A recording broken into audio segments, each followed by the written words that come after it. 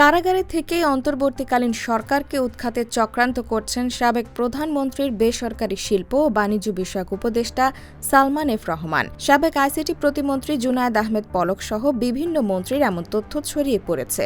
আদালতে এসে সরকারের বিরুদ্ধে সাবেক প্রধানমন্ত্রী শেখ হাসিনার বার্তা অনুসারে সবাইকে প্রস্তুত থাকতে নির্দেশনা দেন সালমান এফ রহমান। অন্যদিকে কারাগার থেকে টিস্যু পেপারে লিখে আইনজীবীর মাধ্যমে গোপন বার্তা দিয়েছেন পলক।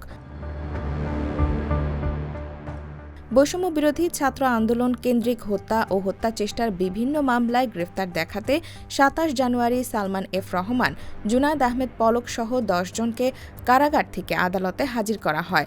শুনানি শুরু হওয়ার আগে জুনায়েদ আহমেদ পলকের কাছে ছুটে যান তার আইনজীবী ফারজানা ইয়াসমিন রাখি ও তরিকুল ইসলাম।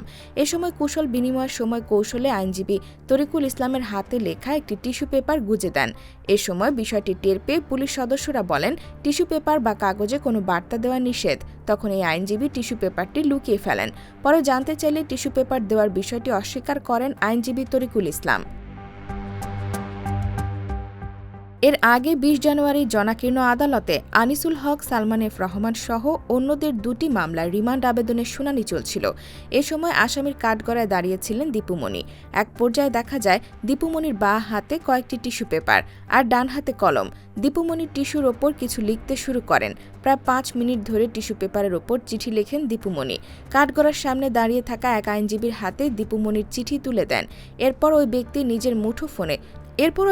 নিজের মুঠোফোনে চিঠির ছবি তোলেন। তিনি টিস্যু পেপার তার বাঁ হাতে ভাঁজ করে রাখেন। চিঠির ছবি তোলার বিষয়টি তিনি আকারে ইঙ্গিতে দীপুমণিকে জানান।